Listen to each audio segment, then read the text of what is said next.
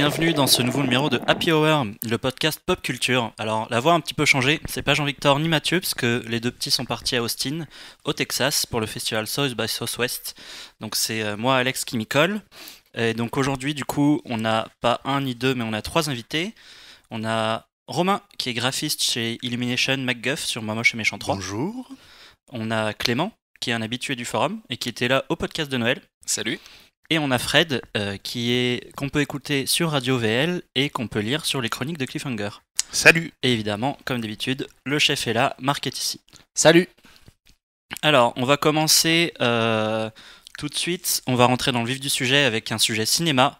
Fred, je te laisse la parole. Présenter le film. Alors, on va parler du Serpent aux mille coupures. C'est le nouveau film d'Éric Valette qui sortira le 5 avril prochain. Alors, c'est un film avec Thomas Sisley, Pascal Grégory, Stéphane Debac et Terence Hill. C'est adapté d'un roman de DOA qui est paru aux éditions Gallimard il y a quelques années. Et DOA a signé donc le scénario et les dialogues de ce film. Et également l'adaptation donc avec Éric Valette.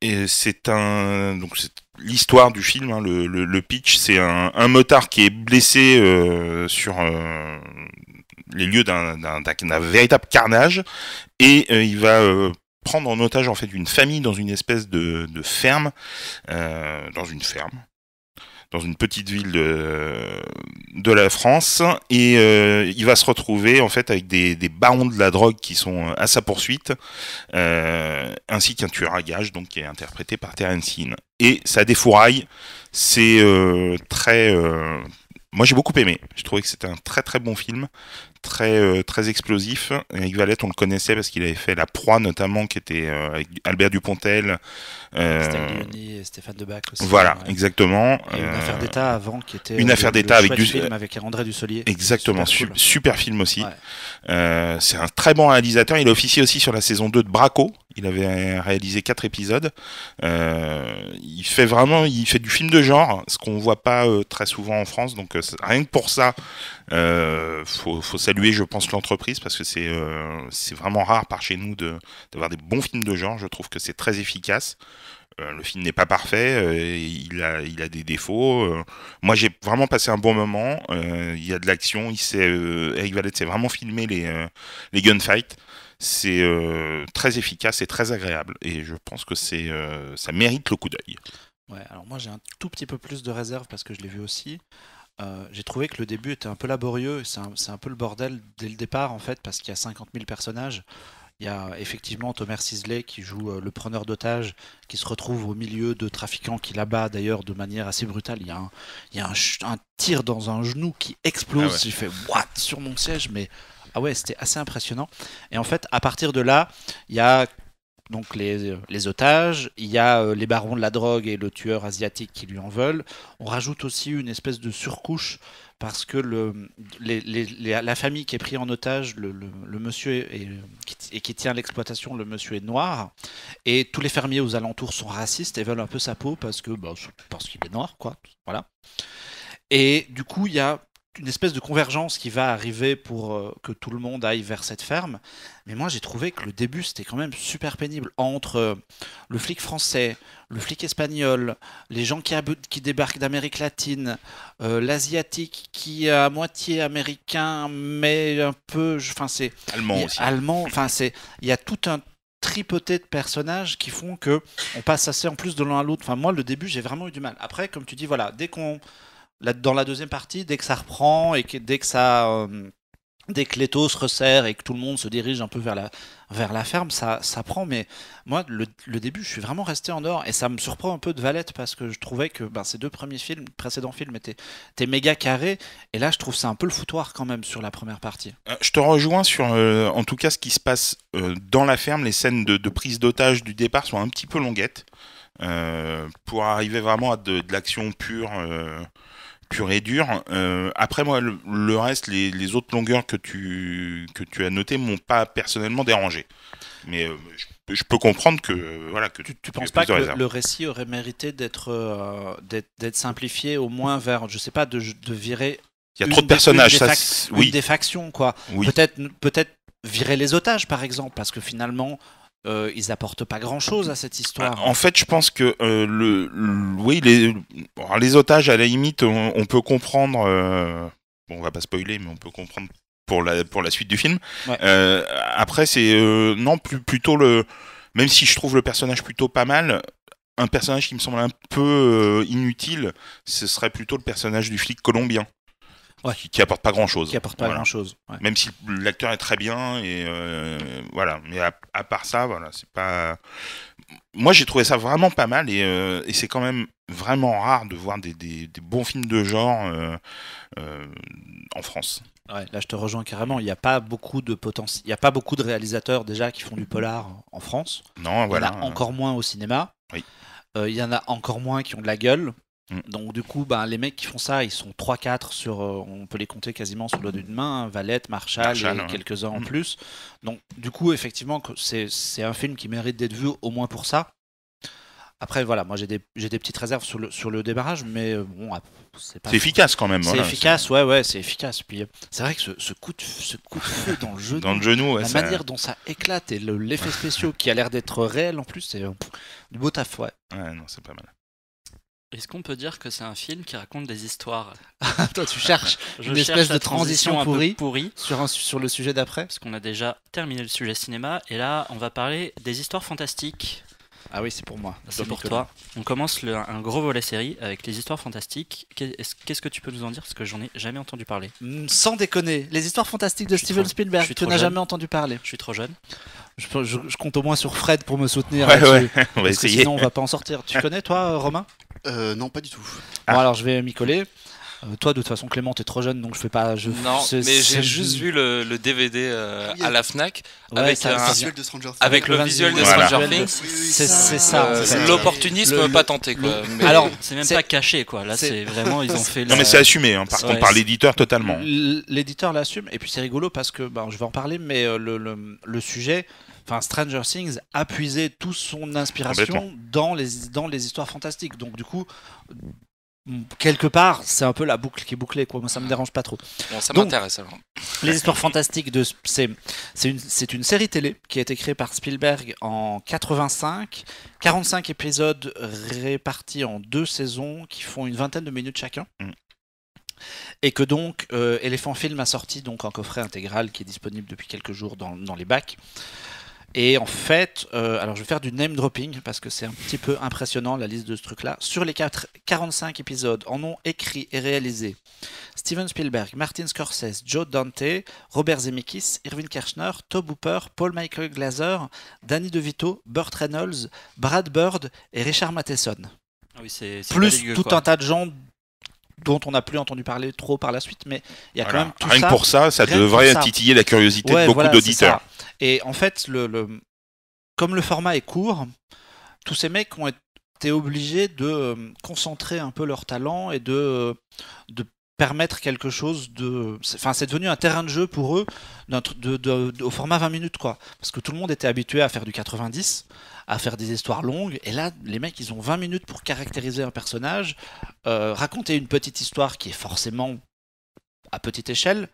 Et arriver à s'en sortir. Et il y a des épisodes qui sont vraiment hyper bien. Moi, j'avais. Vas-y, Pardon. Clément. Et est-ce qu'on voit la patte justement si caractéristique de certains réalisateurs dans leur épisode dédié? Ouais. Si tu prends le pilote, ça transpire le Spielberg par tous les pores. C'est vraiment un truc, ça. C'est par rapport à ce qu'il a fait après, d'ailleurs dans sa carrière, parce que là, ça arrive assez tôt. Ça, c'est presque de la parodie tellement il reprend ses codes et ses habitudes dans le pilote.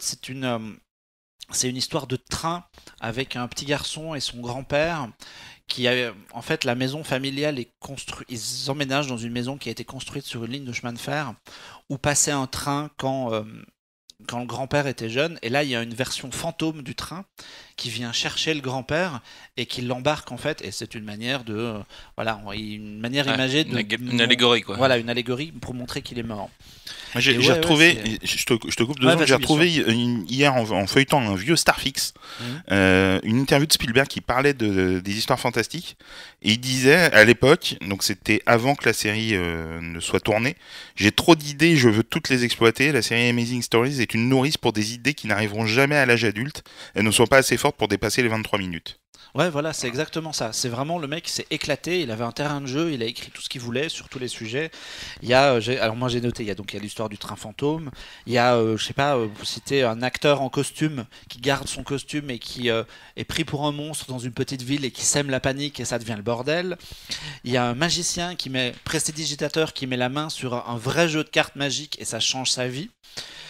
Moi, je l'ai pas vu, mais il y a un épisode avec des personnages de série qui prennent vie, et dedans, ils ont calé Dirk Benedict de l'agence Touriste, la voiture de K2000 et Lou Ferrigno qui joue Hulk, qui viennent apparaître dans ce truc-là.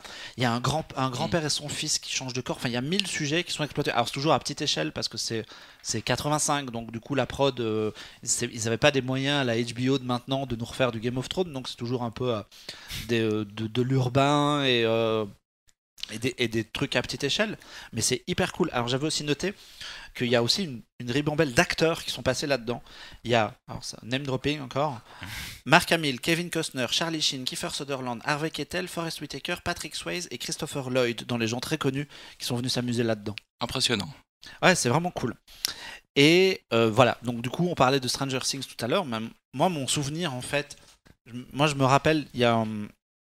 Trois épisodes qui sont sortis en salle. En fait, la série a été diffusée en 92 en France, mais en 87, 5 ans avant, ils ont pris 3 épisodes, ils les ont collés bout à bout, ils ont foutu ça dans une salle de cinéma en mode histoire fantastique. Moi, je me rappelle d'avoir vu ça, et ça sortait à la même époque que Gremlins, les Goonies et compagnie, et pour moi, ça a complètement favorisé enfin, ça fait partie de l'univers Amblin que Stranger Things reprend après. C'est carrément le même esprit, ouais, absolument. Et il y a ça, et puis le fait que la série, c'est vraiment un événement, sa sortie vidéo, parce que je crois bien que la première saison avait été éditée en DVD, mais que la saison 2 n'était jamais sortie. Donc là, c'est vraiment l'intégrale 45 épisodes. Ouais, la saison 2 était inédite en France, je crois. Je pense qu'aux États-Unis, ça devait sans doute se trouver. Oui, aux États-Unis, oui. Mais effectivement, chez nous, c'est la première fois que l'intégrale sort. Ça sort en Blu-ray ou c'est que en DVD? Alors, c'est un peu mon regret de ce truc-là, c'est que le coffret est cool. J'ai vraiment pris du plaisir à voir les premiers épisodes, mais c'est du DVD et c'est de la qualité DVD d'époque, donc je pense qu'ils ne se sont pas trop cassés le cul sur les masters. Alors en fait, je sais pas trop. Oui. Après les droits, c'est peut-être hyper compliqué toujours. En fait, Éléphant, ils sortent énormément de vieilles séries, énormément, et ça pour ça c'est vraiment l'un des seuls éditeurs vidéo qui le fait, donc ça c'est vraiment à saluer. Après, c'est sûr qu'il y a très rarement du Blu-ray, c'est beaucoup du DVD et souvent avec du master d'origine, donc ouais, voilà, pas c'est des de la qualité un peu. fou. Alors pour les vieux nostalgiques, ça peut toujours rappeler la VHS d'époque, un peu du grain et compagnie, mais ouais, c'est dommage. Après, on peut se dire, on les a quand même. On les a, on peut les revoir, et puis je pense que pour qu'un Blu-ray sorte, il faut qu'un l'éditeur américain ayant droit s'y colle et rénove le bordel et compagnie. C'est toute une histoire qui va, on va pas s'en sortir. Il y a des bonus en plus du. Alors, j'ai pas du tout fait attention. La seule chose que avec tout le cast et tout, tu te dis. Il y a des bonus faits par Alain Carazé, me semble-t-il, sur le DVD. J'ai pas le détail par contre. Ouais, il y a un peu de bonus. Et il y a aussi un truc qui est considéré comme à part. Il y a un épisode animé qui a été réalisé par Brad Bird. C'est son premier taf en plus. C'est le premier Brad Bird et ça a donné une série spin-off de ça qui s'appelle Family Dog. Je sais pas si ça parle à des gens ici. Ils ont fait une dizaine d'épisodes avec un chien qui ressemble un peu à ce chien au nez. Je mime un nez pointu alors que c'est pas très intéressant en podcast, mais je mime quand même un nez pointu. Moi, le visuel du chien rappelle un peu les chiens que Burton dessine. C'est très. Ah oui. Très, voilà, un peu très burtonien, ouais, c'est ça. Et voilà, donc Brad Bird a démarré là-dessus, il a écrit un scénario ou deux aussi et réalisé ce truc-là. Ah, c'est vraiment super cool. Moi, je recommande aux gens, si vous avez l'occasion, de faire offrir ça. Et c'est une série qui a un fil rouge? Ah non, justement, non, c'est une anthologie. C'est une anthologie, au même titre que les trucs à la American Horror Story, Black Mirror, qu'on voit maintenant et compagnie. Tu prends un DVD au hasard, tu regardes un épisode random et ça marche. Il n'y a aucun lien, jamais, entre rien. C'est un peu l'héritier de la 4ème dimension, non? Ouais, carrément. Ouais, c'est un peu un feeling. De l'anthologie, après, les mecs en ont toujours fait. Hein, la 4ème dimension, il y a eu ça. Puis maintenant, il y a tous les American Story et compagnie, Black Mirror et tout. Il y a toujours eu. Le genre a toujours été à toujours créer des choses, quoi.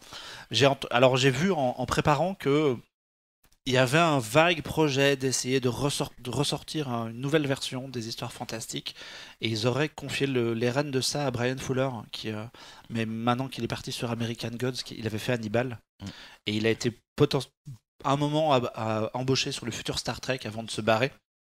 Mais maintenant qu'il est sur American Gods, je sais pas du tout si ce truc se concrétisera ou si c'était vraiment un fantasme de producteur. Il est très courtisé. Du coup, Carrément, ouais. Brian Bah, Fuller, depuis qu'Hannibal est annulé, ouais. Mm. Et donc, c'est déjà sorti, ça coûte 50 € C'est ça. chez Elephant Film. Chez les films, c'est disponible partout dans tous les bacs de bonne crèmerie. Ok, j'ai pas du tout de transition Mais c'est sur pas la grave, prochaine tu vas série. enchaîner. Donc moi j'avais envie de vous parler d'une série qui me fait bien rire en ce moment, qui s'appelle Powerless. Je sais pas si quelqu'un a vu. J'ai T'as vu le regardé pilote, toi, ouais. Fred, t'as vu le pilote? Ouais. Ok. Alors en fait, Powerless c'est une série qui a été créée par Ben Quinn, dont le nom vous dit peut-être quelque chose, parce que c'est lui qui a scénarisé Cars 2. Alors bon, ne rigolez pas. Ouais, c'est pas forcément la meilleure des Une références, référence. c'est sûr. Voilà. C'est lui qui a scénarisé Cars 2. C'est un format très étrange, parce que pour remettre dans le contexte, c'est une série DC Comics. C'est un format 20 minutes, donc c'est plutôt rare pour une série DC Comics. Et ensuite, c'est une série qui est second, voire même millième degré. C'est très très drôle. Mais voilà, c'est quand même un format assez étrange pour DC qui fait des séries un peu pour ados, Arrow, Supergirl et tous les trucs un peu relous que Marc adore dans le genre. Mais est-ce Ouais, que c'est là, ça j'assume balance, là, complètement ça y est. regarder Flash, absolument. dans le même univers? Et Marc, je regarde aussi. Donc Non, je crois t'inquiète. pas, justement, Alors, au contraire, ils se lâchent. Est-ce ils que s'en c'est foutent dans un le peu. même univers? Non, ils sont Oui et non, quoi. Ou voilà, il y a Ouais, pas enfin, ça reste du de. DC. Il y a des références, il y a une référence à Flash par exemple à un moment dans un épisode, mais on voit pas apparaître l'acteur, on voit pas apparaître les acteurs dans les épisodes. Alors en fait, ce que ça raconte, c'est que ça raconte une équipe qui bosse chez une filiale de Wayne Enterprise, qui en fait doivent fabriquer des objets pour les humains pour qu'ils puissent survivre aux dégâts des super-héros. Donc ça peut être un parapluie qui empêche la chute de pierre, un téléphone avec la coque qui est incassable, un radar à méchant, des choses comme ça.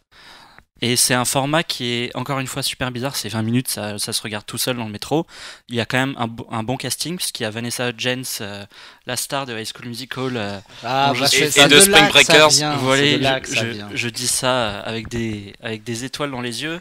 On a aussi Alan Tudyk, Ouais. donc ça fait quand même plaisir de le J'ai voir. vu une photo Et d'Alan Tudyk dans le costume de Robin. C'était quoi ce bordel? Il joue Robin là-dedans il joue ou- pas du tout Robin. En fait, cousin de- c'est un épisode où ils essayent de faire venir Batman. Et du coup, ils se déguisent en Robin pour faire venir Batman. D'accord. Voilà.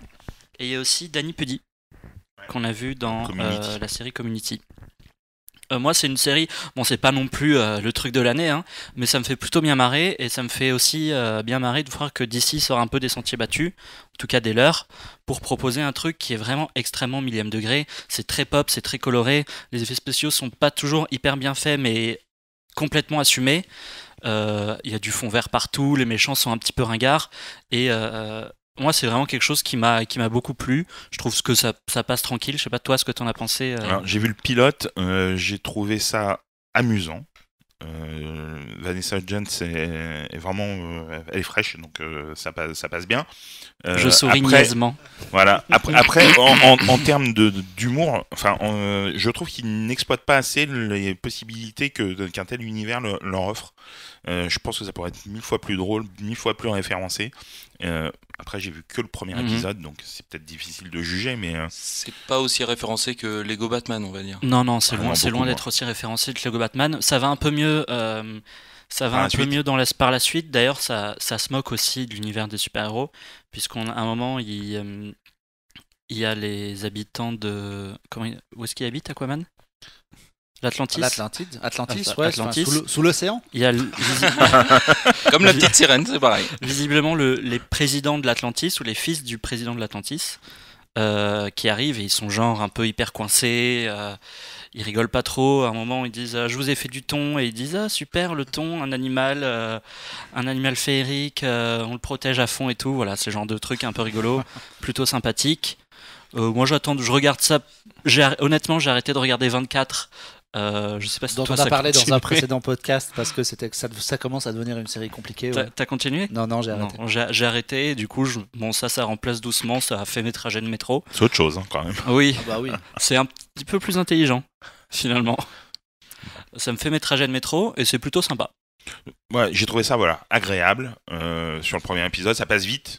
Mais bon, après, je me relèverai pas la nuit pour regarder quand même. Mais tu as le droit de regarder ça pendant tes trajets de métro. Je ne me lève pas la nuit non plus, mais bon, je trouve ça quand même agréable que DC propose un truc autre Oui, c'est autre que, chose. Ouais, que sort un peu Supergirl, Arrow et Flash qui sont les trois mêmes séries. C'est vrai. C'est assez marrant parce que Marvel avait une proposition de série un peu pareille, en format 20 minutes sur Damage Control, donc qui sont les sortes de nettoyeurs après les dégâts faits J'avais par les vu ça. super-héros. Et DC leur a un peu Je damé crois le pion, donc pour C'est une un peu le fois. ouais, c'est un peu le même principe. Ouais, c'est bien. Et du coup, Damage Control, c'est un truc qui se fera pas, d'après ce que tu avais entendu dire. Oui, il y avait que des intentions, mais finalement Ouais, pas quand encore. Powerless est passé par là, c'est mort. Peut-être pas, mais je pense que Bah, déjà- oui. Ou alors peut-être que Marvel n'a pas assez encore peut-être de recul sur leur univers, je pense. Ils ont pas assez détruit de choses, donc. Ouais, Patiente. je pense qu'on peut trouver quand même. Mais je trouve ça plus intéressant par exemple qu'un Agents of Shield. Ouais, c'est pas la même chose. Ouais, c'est vrai c'est qu'il y a- pas- c'est pas après. C'est plus décalé là, quand même. Voilà. C'est plus décalé, mais Ça se veut sérieux quand même, Agent of oui, Shield, mais dans quelque part. l'univers dans lequel évolue, c'est un peu genre des gens J'ai bien lambda. dit quelque part. Hein. J'entends les ricanements à côté, mais j'ai bien précisé quelque part. Agents of Shield, c'est un peu des gens sans super pouvoir qui évoluent dans un monde de super héros. Donc ça se recoule un petit peu. Donc voilà, vous pouvez le regarder, c'est quand même plutôt rigolo. Et Ouais, puis ça voir fait Vanessa sympathique. Hudgens et Alan Tudyk qui fait le con H24, c'est quand même très très drôle. Je n'ai On toujours encha- pas de transition, Mais donc je pense on qu'on peut va enchaîner. abandonner cette histoire de faire Ouais. des transitions.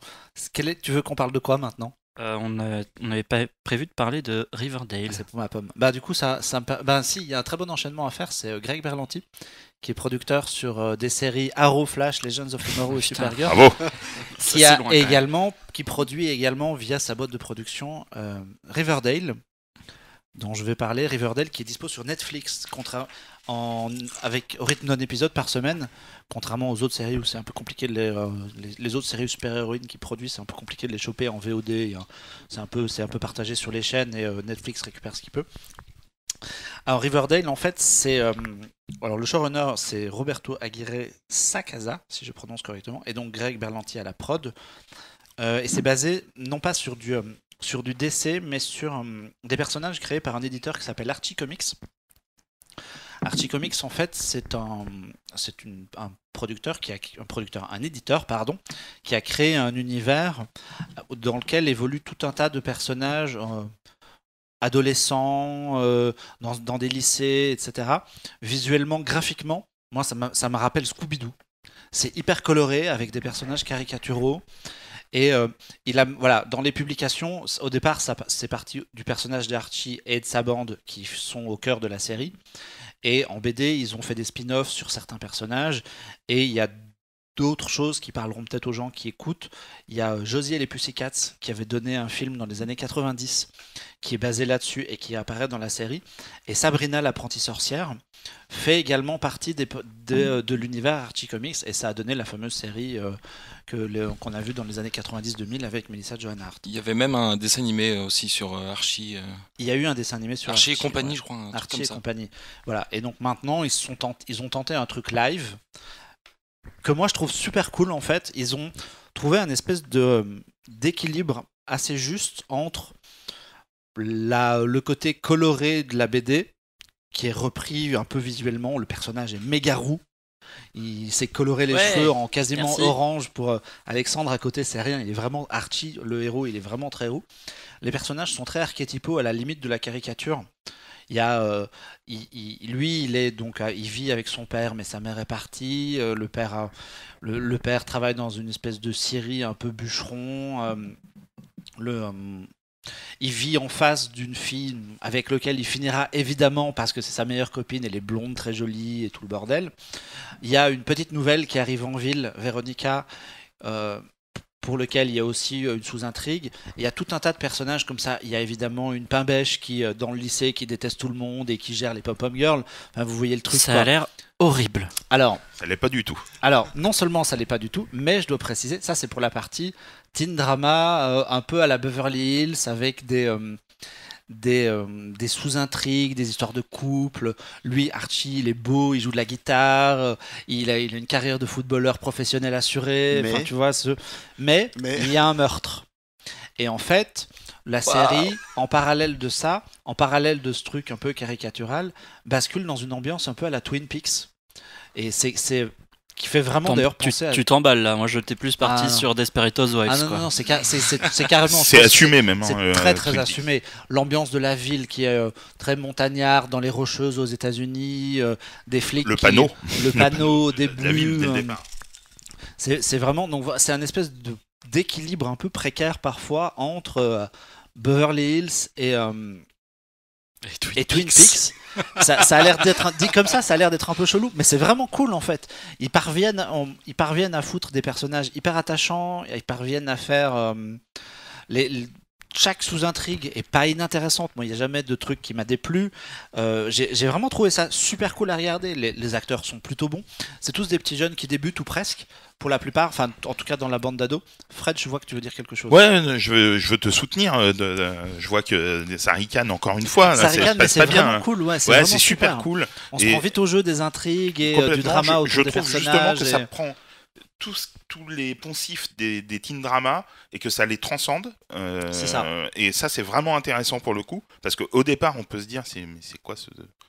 C'est nul, on a déjà vu ça 10 000 fois. Mais en fait, ça tord un peu tout ce qu'on a déjà vu. Et c'est très intéressant. Et la façon dont c'est traité visuellement, dans l'interprétation, c'est vraiment très agréable à regarder. On se prend au jeu, on a envie de suivre, on a envie de connaître la suite.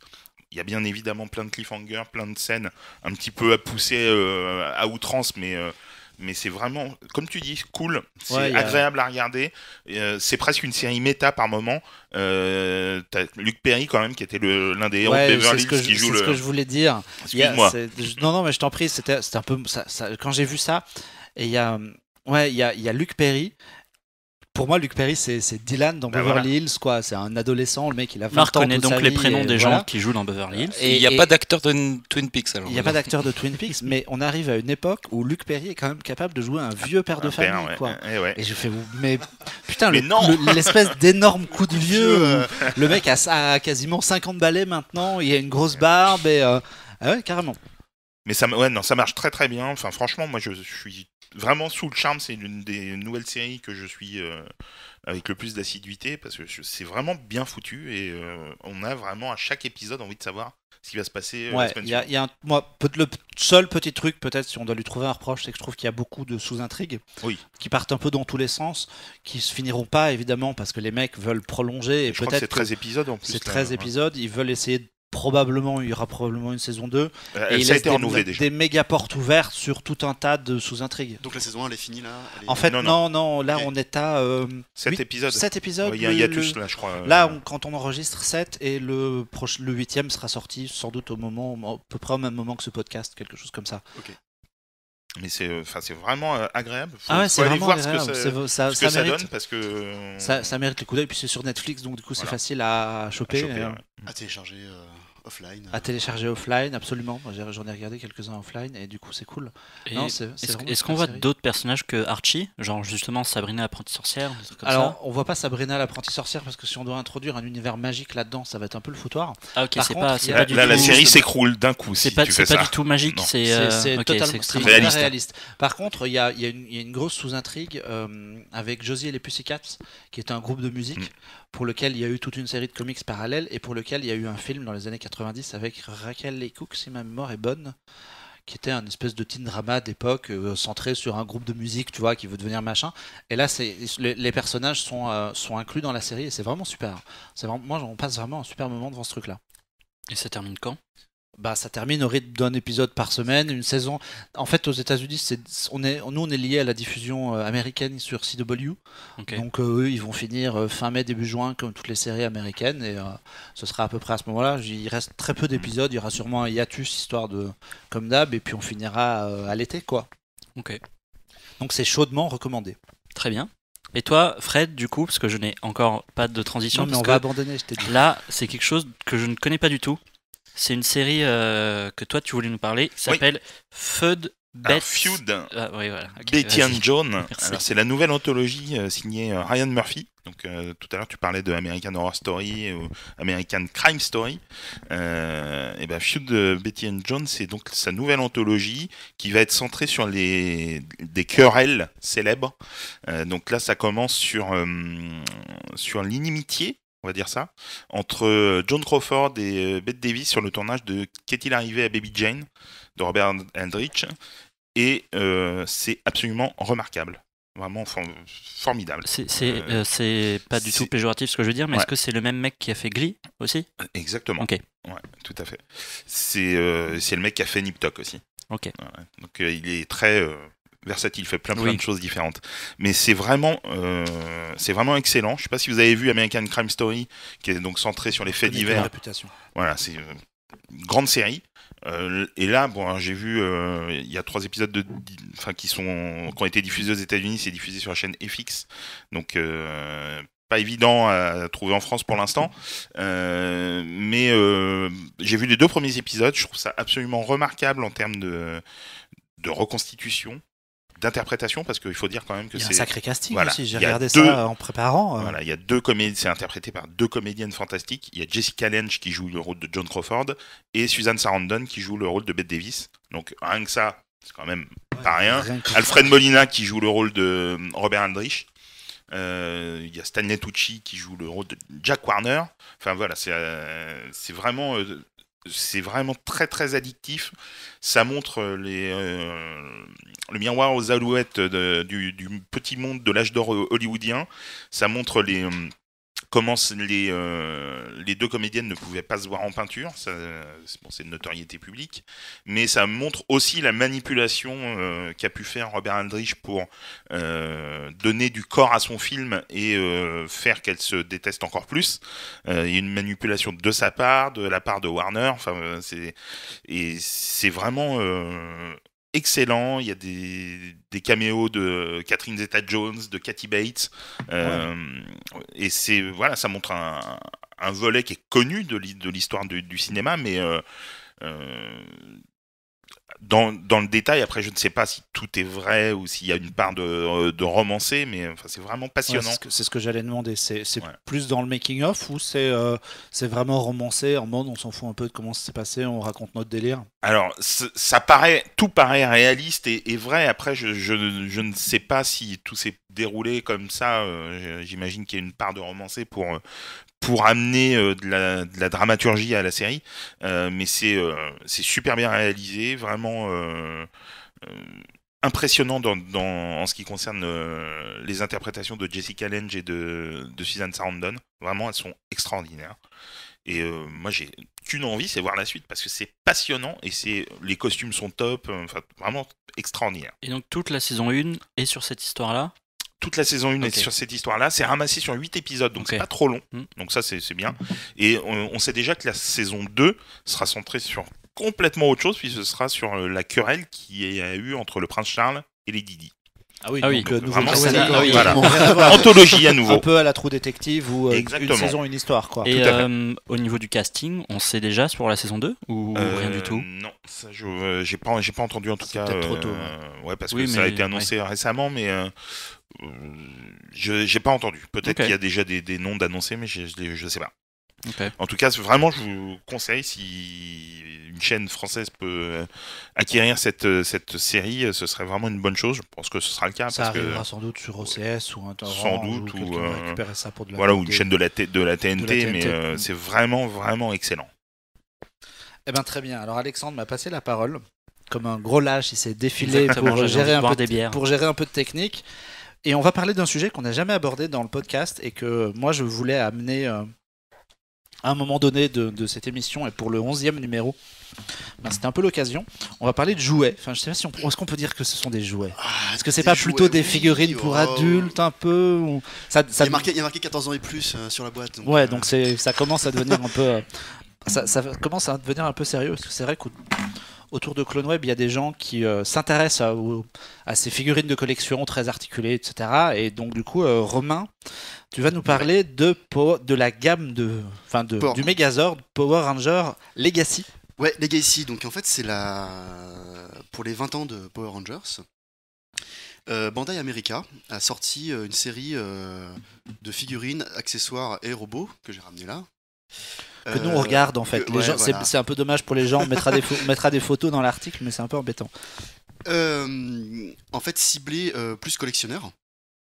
Donc avec des morceaux en métal, enfin des parties du mecha en métal, avec le minimum d'autocollants possible. Il y en a quand même un petit peu, mais quand il y en a, ils sont métallisés. Donc c'est quand même un rendu assez pas mal sur une commode. Ça en jette tout de suite.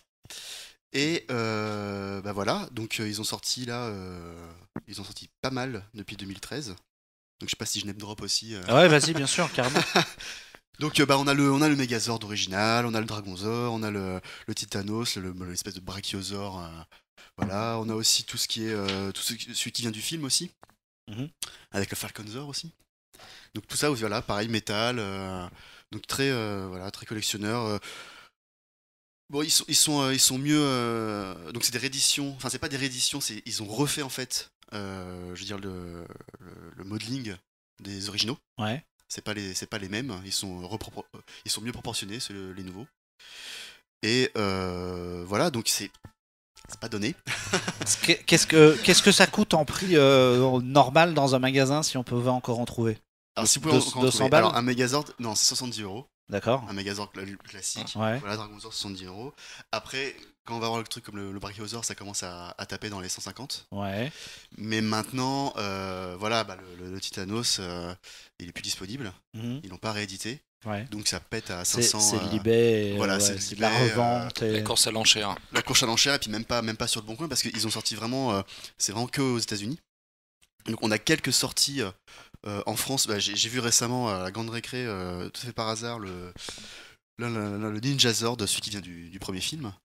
Vraiment au pif, mais 99€ quoi. Donc voilà. Ouais, ça fait partie de tous ces jouets un peu luxueux, comme on fait aussi de la figurine et compagnie, ou du Transformers, ça reste du jouet parce que c'est plutôt du plastique et c'est quand même destiné à être joué. Mais en réalité, c'est pas vraiment destiné aux enfants, ne fût-ce que parce que le budget est impossible, quoi. C'est le budget, puis en plus cadeau c'est lourd. d'adulte, hein. C'est lourd parce que ça quand même pas mal de métal dedans. Peut-être qu'on peut expliquer aux gens qui nous écoutent et qui ne le voient pas, Ouais. que nous, sous les yeux, on a le Megazord de Power Rangers, qui est en fait du coup le premier de la première série. C'est ça, donc qui est d'origine Zyuranger. Donc lui c'est Daizujin, voilà. Parce que en fait il y a un truc intéressant sur cette série-là, c'est que ils ont repris les stickers, les autocollants et les visuels des séries japonaises originales. Parce que dans ceux de Bandai en 93 de Power Rangers avaient l'espèce d'éclair en visuel, et en fait maintenant pour l'édition ils ont dégagé cet éclair là et mis le truc original. Donc, d'accord. Vraiment, voilà, pour les puristes. Pour les là, puristes. c'est vraiment voilà, on revient à l'objet de collection du coup. On revient à l'objet de collection, et du coup en fait là on a sous les yeux donc le robot, mais il se détache complètement. Il reforme on peut refermer les 5 Zords à l'identique, etc. Donc c'est pas un truc qui est monobloc. Non voilà, c'est ça. C'est pas. Après on perd en articulation forcément, mais ça c'est classique. C'est inévitable pour tous ceux qui ont eu ça dans les années 80, les mechas quand même étaient par les bras. Mais du coup, c'est peut-être justement mieux pour les personnes qui avaient les figurines à l'époque de retrouver les mêmes sensations lorsqu'on manipule ces jouets-là. Oui, non mais complètement. C'est vraiment la même chose. Pour le coup, en mieux. Ouais. Enfin, en tout cas, c'est mon avis. Après, c'est un peu le côté. J'avais la version d'époque quand j'étais gamin, et maintenant que je suis un adulte avec un salaire, je peux m'offrir une version un petit peu de luxe Complètement. et faire un petit peu plaisir Voilà. au moi-même, Mais comme au avec moi les- d'il y a 8 ans, Comme quoi. avec les Goldorak. Comme avec les Goldorak, etc. Voilà, Mais tu les manipules pas, tu les mets sur une étagère. Oui, moi je les mets sur une étagère. pour le Alors coup, ça ouais. dépend, hein, parce que nous dans l'équipe CloneWeb on a Ludo qui fait des photos et des vidéos de ça, et lui il fait carrément de la mise en scène, du décor, ça, C'est autre chose. ça c'est encore un autre univers, et je compte le faire venir un jour ici pour que lui en parle, mais ouais carrément, donc c'est pas juste le mettre sur une étagère et le laisser prendre la poussière, il y a des gens qui font qui Alors des font fois tu le ça de transformes un manière- Ils petit les peu. utilisent. tu le transformes un petit peu, Voilà, de temps en temps, quand on a marre de le voir dans une position, tu peux le démonter, mettre les petits ordres les uns Voilà. à côté des autres, etc. Ah ouais, c'est cool. Et je t'avais posé la question hors micro avant qu'on commence, et je vais te la reposer maintenant. Mais donc, du coup, Bandai Japon sort une édition Soul of Shokugin qui, pour les gros geeks puristes qui peuvent Grave, éventuellement nous écouter, Soul of Shokugin, c'est une ligne de Bandai pour lequel ils ont commencé avec Goldorak et Tous Grandizer les et super puis robots, Mazinger, ouais. etc. Et ils ont édité des jouets de luxe dans des boîtes qui valent 200 balles. Et, Ouais. enfin, il y a une gamme hallucinante. Et maintenant qu'ils ont un peu épuisé les robots Gonagai, Ils vont taper dans le Super ils, Sentai. ouais. ils arrivent dans le Sentai japonais. Et donc il y a un équivalent japonais du Megazord qui arrive cette année Et qui sur le est, marché. qui est une grosse tuerie pour le coup là, mais qui coûte, je pense, on va taper dans les 200-300 euros là, pour voilà. Faut un Mais- sacré portefeuille quand même. Hein. Ouais, complètement, ouais. En plus c'est de l'import, donc Ouais, en plus. Attention à la on douane. rajoute voilà, les Ouais, taxes on et tout rajoute ça. la douane si on se fait pécho, les frais de port un peu sécurisés parce qu'on veut être sûr que ça arrive Bah, bien chez nous. complètement, et puis en plus tu faut, vois. ouais, il faut prévoir la précommande et tout ça, donc Il faut être au taquet. ouais, il faut être complètement au taquet, ouais. Et donc c'est cool, c'est disponible. Alors du coup, nous on parle d'un jouet qui est pas super dispo. Là, les gens, s'ils sont chauds tout de suite Alors- pour se projeter sur un Megazord machin, eBay. Bah eBay, ouais. Il y a que eBay. Pour le coup là, enfin, en tout cas c'est ce que je Mhm. fais moi. Le Bon Coin, il y a rien. C'est eBay. Hein. Et dans cette gamme-là, les dernières sorties, c'est quoi? Le Ninja Zord, donc D'accord. celui du dernier film, Celui du dernier. qui est lui dispo Grande Récré Richelieu-Drouot. D'accord. Dans ses jouets club, je crois. Ouais, au Village Voilà. Jouet Club. Au à Village Richelieu-Drouot, c'est bossé ça, à Paris, ouais, donc, voilà, ça ouais. va. Donc voilà. Ah ouais, c'est cool. Bah, Et écoute, ils font aussi des accessoires, enfin je veux dire ils appellent le roleplay, Ouais, donc des épées, les morpheurs aussi, avec les pièces ouais.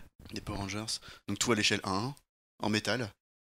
Et là aussi, hein, c'est pas vraiment du jouet, ça. Là aussi, Non, ça là, devient pour un le petit coup, peu ouais, pour du ouais, cosplayer et compagnie. Ouais, voilà, complètement. Ouais, un ouais. peu, un C'est- peu c'est comme Bandai a sorti au Japon la réplique exacte. Alors c'est Oui, de, je vois ce de l'épée d'Ixor, ouais. qui est ouais, échelle 1, bruitage, lumière, la totale. Ouais. Et c'est pareil, c'est un truc de collectionneur, donc ça c'est pas un jouet en plastique. T'as pas du tout envie de filer ça à ton gamin, ça coûte une blinde.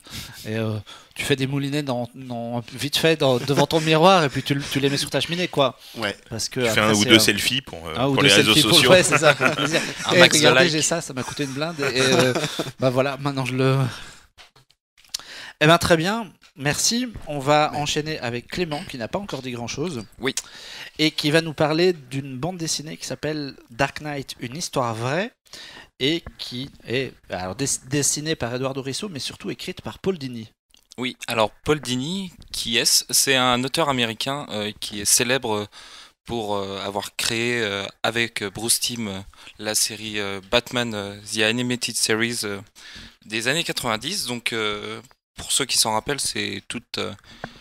Non, Tout- je tout- n'ai rien du tout. J'avais entendu parler. Ouais, non. c'est ça. Ça passait tous les c'est- samedis matins. C'est pas du tout le meilleur sur Batman porté à l'écran. Qui n'a jamais appelé après l'épisode pour essayer d'avoir les figurines? C'est vrai qu'il y avait ça. Tu Mais oui. viens de me révéler un vieux souvenir où il y avait effectivement une publicité après. C'était quoi l'histoire? Ouais, bah après t'avais Batman dans Pardon, la Batcave. Clément. Excuse-moi, Ouais. hein, je te coupe. Vas-y, T'avais vas-y. Batman dans la Batcave Ouais. et redoublé par-dessus. Toi, ils avaient remonté un épisode Mm. pour dire tu peux gagner telle ou telle lot de figurines en appelant Ah ouais, dans une 08, émission, 08 machin. Et tu ruinais tes parents Et en c'est note le cas, téléphonique et sans rien. c'est en, des concours, en fait, ne gagnant tu vois. jamais rien. Voilà. Pardon. Donc Voilà. oui, c'était la série qui avait ouvert tout le DC Animated Universe donc de Bruce Timm, qui est ensuite engrangé Superman Animated Series, Batman Beyond et la Ligue des Justiciers, donc qui a fait connaître à plein de gens de ma génération des années 90 l'univers de DC Comics. Donc pour tous ceux qui croient que le Green Lantern original ce n'est pas la Jordan mais John Stewart. Et en fait, du coup, Paul Dini, sur cette BD, il écrit une BD Batman, mais qui n'est pas vraiment une BD sur Batman. D'ailleurs, la BD n'est pas éditée chez DC, mais chez Vertigo, donc, qui est la branche plus adulte, on va dire, de DC roman Comics. graphique. Ouais. Oui, c'est ça, c'est un graphic novel.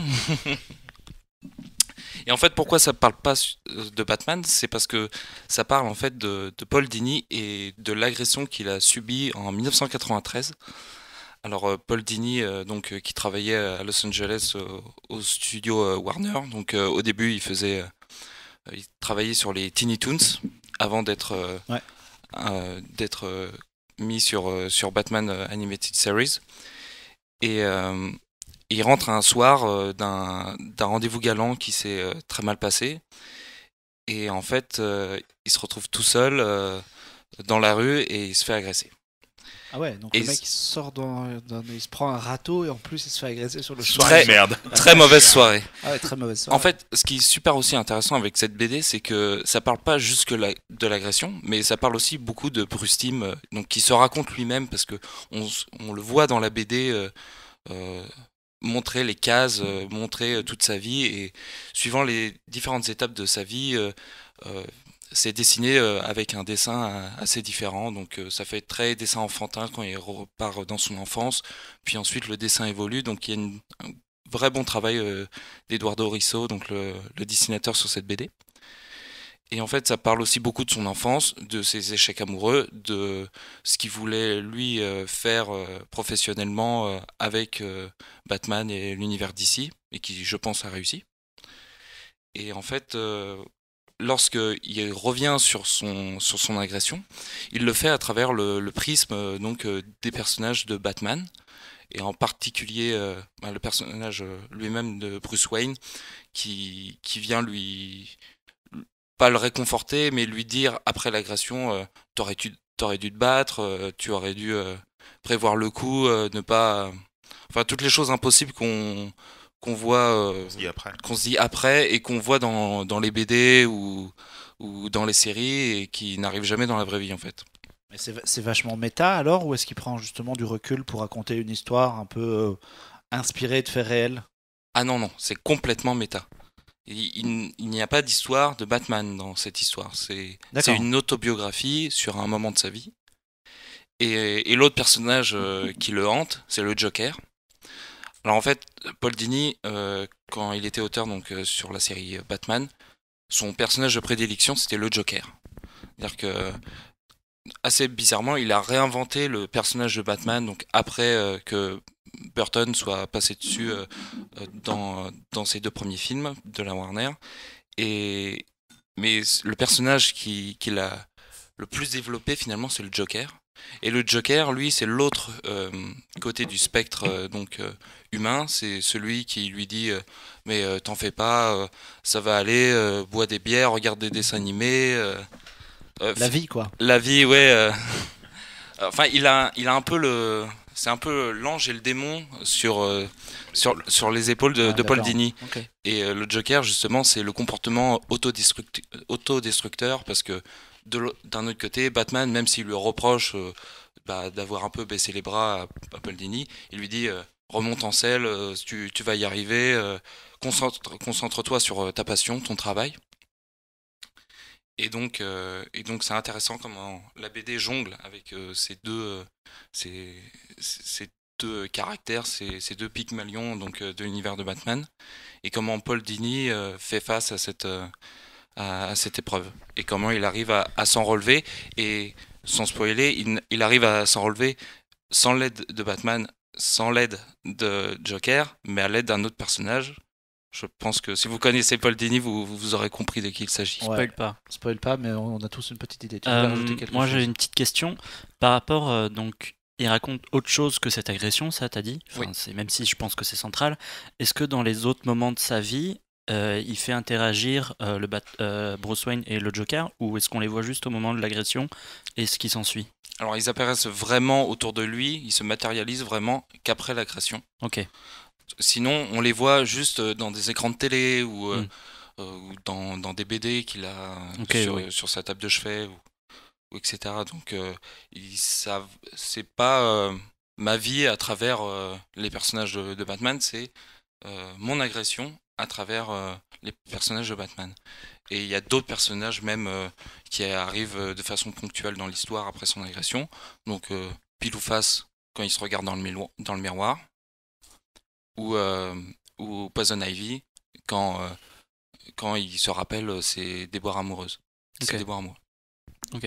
Et c'est une histoire que Dini a écrite récemment, parce que là, le Urban le sort maintenant et il est dispo chez Urban Comics depuis le début de l'année, mais c'est un truc récent ou où il a mis ça sur papier juste après l'agression, justement. Alors non, c'est très récent. Il l'a sorti très récemment, en fait en juin 2016. Donc ça a mis un peu de temps pour venir en France, mais et en fait on voit justement en lisant la BD que Paul Dini lui a pris du recul sur cette agression et que il s'est d'abord plongé dans son travail et s'est tout de suite remis plus ou moins dans son écriture de Batman, et je pense que par pudeur il n'a pas osé raconter cette histoire là maintenant, donc c'est devenu vraiment mature dans son esprit maintenant. Je suis fasciné parce que le bonhomme a toujours été marqué par Batman, forcément. Il en écrit toujours, hein, puisqu'il écrit toujours du comics Batman, et il scénarise en ce moment une série animée qui s'appelle Justice League Action, qui je crois est toujours pas diffusée chez nous, mais qui sont des formats courts avec la Justice League sur des petites histoires fil rouge avec beaucoup d'action, et etc. Et il continue à écrire du Batman autour de ça. Et c'est dingue de voir comme quoi autant ce fait marquant et le personnage ont toujours suivi sa vie. Je me demande si on doit. Alors, on sait pas forcément autour de cette table, mais je suis en train de me dire, si ça tombe, il y a des épisodes de la série qui ont été écrits avec ça en tête, quoi. C'est assez chaud quand il pense. Oui. Et en fait, même plus que des épisodes, ce qui est intéressant dans cette BD, c'est que ça a été. L'agression s'est passée en même temps que le développement du film Batman. Batman, le fantôme masqué. D'accord. Donc il y a toute une histoire, donc sans spoiler, qui reflète le développement du film Batman Fantôme masqué. D'accord. Alors du coup, ça va être un peu compliqué d'enchaîner entre cette BD d'un sujet un peu délicat, un peu compliqué, et des trucs joyeux, mais on va quand même tenter le coup en parlant de réalité virtuelle ou de VR. Ouais. Puisque on avait déjà abordé le sujet dans un précédent podcast où on s'était un peu penché sur voilà, les débuts du casque PlayStation et compagnie, et de nos premières expériences. Puis comme on a un artiste à cette table qui dessine et qui fait des tas de petites choses en 3D, c'était un peu l'occasion. Romain. Ouais, alors en fait, je vais vous parler de la création en fait en réalité virtuelle, mais dans le casque. Donc avec des outils, alors Tiltbrush par Google, où en fait vous avez vos manettes avec votre casque de réalité virtuelle, vous avez des manettes genre Wiimote, et vous pouvez tracer comme ça des coups de pinceau dans un univers 3D. Et donc faire des modelages, vous pouvez même rajouter des effets spéciaux, genre neige, feu, etc. Il y a une vidéo qui traîne où on a Glenn Keane qui dessine la petite sirène en 3D en réalité virtuelle. C'est l'une des plus assez connues. impressionnant. Ouais. Et Marvel a fait un truc avec Doctor Strange qui est vraiment cool. D'accord. Je vous conseille d'aller voir aussi. Ils ont demandé à 3 artistes de faire 3 séquences du film, de la réunir dans un seul univers 3D, avec ce logiciel-là. Et là aussi, ils vont faire un truc avec Wonder Woman. C'est juin, je crois, Wonder Woman qui sort. Ouais. Voilà, donc du coup, il y a plein de trucs à dire là-dessus, et en même temps, ça va être rapide, ça va être un peu une dropping parce que c'est très, en fait, c'est encore très, balbutiant. Il y a plein de logiciels qui arrivent là-dessus, qui sont pas forcément finis, genre beaucoup de bêta. Il y a un logiciel aussi où vous pouvez carrément faire de l'animation en réalité virtuelle directement, c'est d'une manette vous peignez.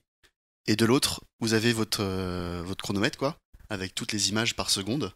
Ah, ok. Et donc, du coup, vous faites un dessin. L'autre manette, tac, vous cliquez, ça vous met à l'image suivante. Vous refaites votre dessin, ou vous clonez, machin et tout. Et après, vous pouvez avoir une animation comme ça, en 3D, D'accord. Et pour que les gens se représentent un peu le truc, donc en fait, t'as un casque sur la tête et tu bouges tes bras dans le vide finalement. Ouais, complètement, C'est ça. ouais. C'est hyper physique pour le coup. Hyper physique. Ouais, ouais, ouais. Et bah oui, parce qu'en plus, ouais, bon, j'avais fait un espèce de tigre, lion, machin, etc. Bref. Toi, t'as testé, hein, Ouais, j'ai testé, j'en fais quelques fois, ouais. Après, je vais en revenir, donc comment les voir.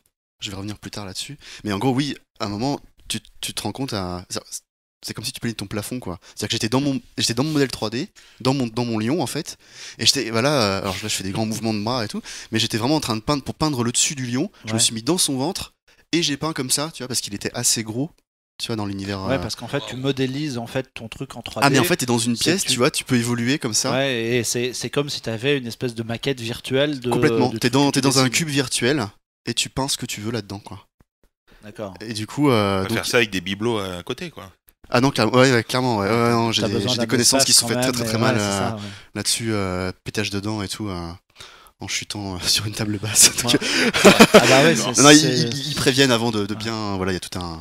Moi, j'ai testé Google Tilt Brush, alors même si je sais pas du tout dessiner, et même en ne sachant pas du tout dessiner, c'est quand même hyper impressionnant.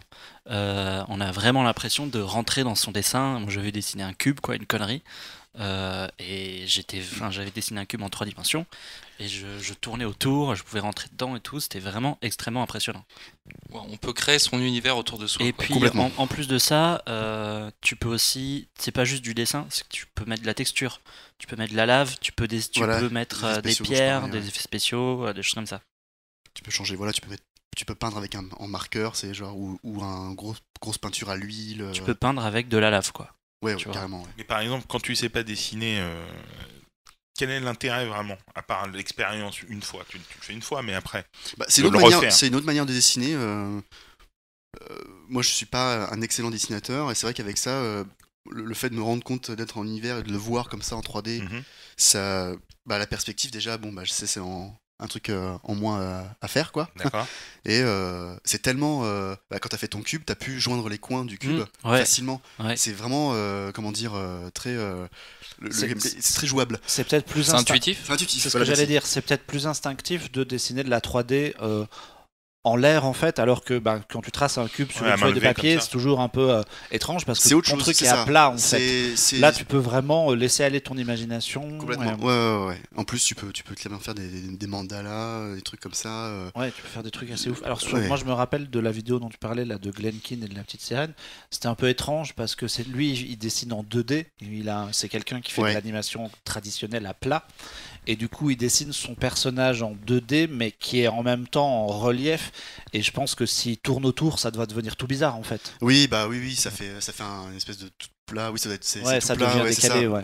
Oui. Mais c'est après à toi de le gérer. Tu peux très bien aussi essayer de faire que ton modèle soit Soit en 3 dimensions, vraiment, voilà. Après, il y a Tilt Brush, donc ça où tu traces, voilà, tes traits. Mais t'as des trucs comme chez Oculus, t'as Medium, où c'est carrément, bah t'as comme une patate, c'est de la pâte à modeler en fait, mais en réalité virtuelle. C'est que tu peux faire ton perso, voilà, et tu peux même carrément l'imprimer en 3D après. Et tu peux faire ta figurine. Ils ont une librairie moi qui suis fan de jouets, j'adore ça. Ils ont une librairie d'articulation. D'accord. C'est-à-dire qu'en fait, tu fais un avant-bras, Ouais. tu fais l'épaule, Tu machin et ajoutes une tout. articulation Et hop, toute faite. dans la Ouais. librairie, tu vas la faire toute faite, tu les joins, et hop, t'imprimes, et t'as ton perso après. Ah oui, donc parce que moi je visualisais un espèce de logiciel dessin un peu à la con, tu vois, tout simple, mais il faut penser ça moderne, Puis c'est ludique. C'est ludique, et tu vois. compagnie, donc Ouais. c'est Photoshop appliqué à la VR, donc du coup j'imagine qu'il doit avoir des possibilités infinies dans ces Ouais, logiciels. mais quoi. et puis en plus, c'est quand même moins. C'est plus facile d'intégrer ce genre de logiciel que Photoshop. Ouais. Voilà. Non, enfin, Ouais, je puis dis- c'est plus c'est intuitif. plus, voilà, c'est plus, c'est vraiment fait pour quoi. Et est-ce que, parce que là tu parles de matos quand même qui est super dédié. Enfin, Ouais, un complètement. Oculus, Ah oui, mais, c'est la niche grave. Bah, c'est le Far West. sur PlayStation, c'est pas possible. J'en sais absolument rien pas. pour le coup. Mais pour le coup, PlayStation, vu que c'est propriétaire et tout, ça doit être hyper chiant. Qu'est-ce qu'il te faut? Il te faut un casque type Oculus et un PC ou un Non, Mac. mais justement, est-ce que quelqu'un a développé une appli qu'on peut acheter sur le PS Store ou un Pour le truc coup, comme ça c'est vrai que sur console, j'en sais rien. C'est vrai que je me suis même pas posé la question, Ok. quoi. Parce que je sais que Oculus et HTC, ils ont leur propre logiciel, Ouais, etc. bien Mais sur PC, ça va. Mac aussi, pour le coup. Mais après, ouais, sur console, je ne sais pas. Et du coup, comment visualiser tout ça? Ok, alors, dans les logiciels, tu peux faire des GIFs animés, des JPEG, mais il y a un site qui s'appelle Sketchfab où tu peux uploader en fait ton modèle 3D. Donc en fait, Sketchfab c'est un agrégateur de contenu 3D. Tu as plein de modèles, même des modèles classiques faits sous un logiciel 3D. Tu prends ton modèle 3D, tu l'uploads sur ce site-là et tout le monde peut le voir sur son mobile. C'est un moteur de jeu en temps réel, mais dans ton navigateur. D'accord. Donc, si toi, tu développes un jouet de cette façon-là, moi, je peux l'imprimer en 3D si j'ai une imprimante 3D chez moi. Complètement, ouais. Ouais. Tu Ah, peux c'est autoriser, super. tu peux dire à Sketchfab, j'autorise les gens à télécharger mon modèle pour l'imprimer. Voilà. Et donc du coup, TickBrush, tu peux faire un. Tu peux rajouter des couches de compositing, pour ajuster les couleurs, etc. dans Sketchfab. On peut faire un Megazord alors sans aller sur eBay? Ça existe. C'est- existe. Si tu es le premier à le faire, tu peux te faire beaucoup d'argent, je pense. Et qu'est-ce que c'est donc tous les logiciels là dont tu parles, etc. Chaque casque a son truc. Ouais. Il y a des trucs gratuits là-dedans. Si quelqu'un a un casque chez lui et démarre un peu et l'a acheté pour jouer, il peut se lancer un peu. Alors, ou pour ça devient Oculus, compliqué? oui. Oculus, il fournit avec les manettes d'Oculus, sont fournies avec Quill, D'accord. qui est un logiciel pareil de peinture comme. Enfin, c'est pas exactement la même chose. Je vais pas rentrer dans les détails techniques peut-être, mais Quill est gratuit et je vous conseille d'aller voir le travail de Goro Fujita, qui est un artiste donc chez Oculus Studio qui bosse pratiquement que sur Quill. Ok. Et donc du coup, voilà, c'est pas mal ce qu'il fait. Donc ça, c'est fourni gratuitement. Ok. Mais après, tout ce qui est TickBrush, c'est 30€ sur le Steam Store. Ok, oui, donc ça reste Ouais, ça quand va. même plutôt accessible. C'est pas Le des logiciel, c'est- non, C'est abordable. C'est pas des licences à la Photoshop où tu dois non, pas du tout. vendre un rein D'où pour accéder au l'accessibilité truc. Quoi. à tous pour le coup. Enfin, sauf pour le matériel, bien sûr. Ouais. Parce que là, il faut quand même une grosse machine et puis voilà, le casque. Il faut un casque. Il faut le casque à 800 balles, donc voilà. Mais non, le logiciel. Après, il y a beaucoup de logiciels en bêta où vous pouvez demander des clés aux développeurs. Voilà, ils sont très ravis. Pour Ouais, certains c'est un univers qui démarre, donc j'imagine que la communauté est Complètement. cool en plus. Et Oui, voilà, complètement. Pour l'instant, les gens c'est sont le cas. ouverts, Ouais, ça se refermera peut-être après Voilà, quand il y a ouais. à un certain moment. Mais non, mais voilà, Sketchfab, vous allez sur Sketchfab, vous tapez réalité virtuelle, enfin virtual Ouais, reality, on mettra des liens dans les descriptifs ouais, ça du marche, podcast ok, vers. carrément. Ouais. Puis j'ai des noms aussi d'artistes, on les mettra en lien, je pense. Ouais, on ouais. mettra tout ça en Ça lien, marche, comme ça ouais, les voilà. gens peuvent se balader, aller voir un peu ce qui se passe et voilà. On va enchaîner avec un sujet qui est pas très très loin puisque ça reste du virtuel Et ça reste de l'art. et ça je reste pense. de l'art. C'est Et vrai. ça reste de l'art. On Parce va que parler d'un Jean-Victor n'est pas là, donc j'étais obligé de prendre la main sur on le va sujet parler jeux vidéo. du meilleur jeu vidéo actuel possible. Ouais, même depuis très longtemps, Vas-y. c'est un peu le blockbuster de cette année niveau jeu vidéo. C'est le nouveau Zelda qu'on attendait depuis Twilight Princess qui est sorti en 2011 déjà. C'est ça, si je me dis. Non, je dis il y a pas eu de bêtises. Skyward Sword après Twilight Princess, mais ouais, c'est 2011, donc ça fait 2011-2012, donc ça doit faire 4 ans qu'on attend un Zelda. Ouais, donc ça fait quand même un petit moment. C'est donc Zelda Breath of the Wild, qu'on pourrait traduire littéralement par la respiration de la nature. Le souffle de la nature, le Ouais. souffle du vent, Le tu souffle, vois, ah le ouais. souffle du vent, hein, un truc comme ça, ouais, Le voilà. souffle sauvage. Minute poétique. Et honnêtement, moi je joue sur Switch, Marc joue sur Wii U, donc on n'a peut-être pas la même expérience de jeu. Justement, je veux la connaître. C'est quoi On a- c'est quoi la différence? Ah ben, il y a deux différences majeures. Je peux jouer dans mon lit. Déjà, sur Switch, tu peux emporter la tablette où tu veux puisqu'elle est Oui. autonome. Donc tu peux jouer en dehors de chez toi, Oui. machin. Sur Wii U, bah, le jeu, j'ai pas trop testé la version tablette parce que chez moi ça n'a pas vraiment d'intérêt. Tu peux basculer sur ta tablette Ouais, et puis le jeu est graphiquement inférieur sur Wii U. d'accord, ok. Puisque la Switch est plus puissante du coup. Après, honnêtement, au le niveau du fun gaming, du jeu c'est- et le plaisir qu'on y prend est probablement identique puisque les jeux sont les mêmes, quoi. Oui. La version Switch est évidemment plus belle. mais Moi voilà. j'ai fait tous les Zelda depuis Link's Awakening sur Game Boy. Donc il y en a eu un paquet. Et honnêtement, je pense que c'est le meilleur auquel j'ai joué depuis Link's Awakening, qui est pour moi dans le haut du panier. J'adore ce jeu. Je pense qu'il y a aussi un côté Madeleine de Proust, mais Ouais, je trouve que complètement, ouais, c'est ton premier. donc. je trouve que l'histoire du jeu est assez incroyable. Et là, dès que j'ai allumé la console, je suis complètement rentré dedans. J'ai fait que ça. Là, je dois être à 40 heures de jeu. J'ai eu la console il y a 15 jours. Donc ça fait quand même un bon paquet d'heures de jeu, sachant que la journée, je travaille. Ouais, tu essayes Voilà. d'avoir une vie professionnelle Voilà. ou sociale à Tu l'emmènes côté. pas avec donc, toi, du pour le coup, coup. Non, Elle reste chez toi. non. En fait, le problème c'est que je travaille de chez moi, donc tu vois, je Ok, voilà. me restreins. Je me dis, c'est un peu compliqué. T'es vite tenté de. Ouais, C'est l'heure de la pause. Je vais jouer Ouais, 5 c'est ça. minutes. Ouais. Non, 10 heures plus tard. du coup, ça j'évite, mais bref. Et pour moi, c'est la grosse claque, quoi. Déjà, visuellement, je trouve que Nintendo a bien réussi son pari. C'est pas non plus photoréaliste comme on pourrait jouer Mais ça va au but, quoi. à Watch Dogs. Voilà, c'est pas le but. Mais on a des mouvements. Enfin, c'est extrêmement détaillé. On a l'herbe qui bouge quand il y a du vent. On a énormément de choses en arrière-plan. Si tu regardes au ciel, il y a énormément de choses aussi. En fait, le jeu fourmille de détails. Donc, je sais pas si l'histoire est vraiment très intéressante à raconter. Bah, l'histoire, elle est un petit peu classique en fait. Voilà, en gros, c'est Link qui se réveille 100 ans après, qui a été endormi après avoir perdu une bataille contre Ganon. Et en gros, il se réveille 100 ans après pour pouvoir aller essayer de rebattre Ganon. Donc c'est toujours les Qui mêmes était la méchants. grosse cuite, quoi. 100 ans plus 100 ans tard. plus tard. Ouais, enfin, ouais, en fait, il y a une espèce de petite légende derrière où il t'explique qu'il est mort pendant la bataille. On l'a mis dans une espèce de sarcophage et il a fallu 100 ans pour qu'il reprenne vie, que son corps se remette à fonctionner. Voilà. Et il se réveille amnésique. Et du coup, il doit retrouver un peu sa mémoire et il se souvient un petit peu de ce qui s'est passé petit à petit. Plus il avance dans l'histoire, plus il se souvient de ce qui s'est passé. Et il doit aller défaire Ganon, qui est toujours le méchant, qui a pris le château de la princesse il y a 100 ans Comme et qui est d'hab, toujours quoi. dessus et qui a pas bougé. C'est le premier Zelda en open world. Et ça, pour moi, c'est la meilleure idée du jeu. C'est un jeu qui est pas du tout linéaire. Là, d'ailleurs, Marc joue sur Wii U et du coup, moi sur Switch. Et on est à des endroits complètement différents de la carte. On n'a pas du tout vu les mêmes choses. Parfois, on s'envoie des photos. Il me dit, mais c'est où? J'ai jamais fait cet endroit. On a des expériences de jeu qui sont complètement différentes. Et en fait, moi, ce que j'aime beaucoup, déjà, bon, j'ai joué quand même une bonne quarantaine d'heures. Ça fait quand même un bon paquet d'heures. En général, au bout de 40 heures, moi, je termine un jeu. Parce que ça me saoule de faire les quêtes un peu parallèles et tout. Et là, au bout de 40 heures, j'ai dû faire, je sais pas, un quart du jeu. Je crois que la durée de vie, elle est de 200 heures. Ouais, on parle de 200 heures de jeu pour Wow. le finir en intégralité. Et c'est pas trop répétitif, ça va? Alors, bah, en fait, c'est ça qui est intéressant, et moi, c'est ce qui je pense, qui séduit tout le monde, c'est que les possibilités sont vraiment infinies. Tu peux faire des milliards de choses dans le jeu.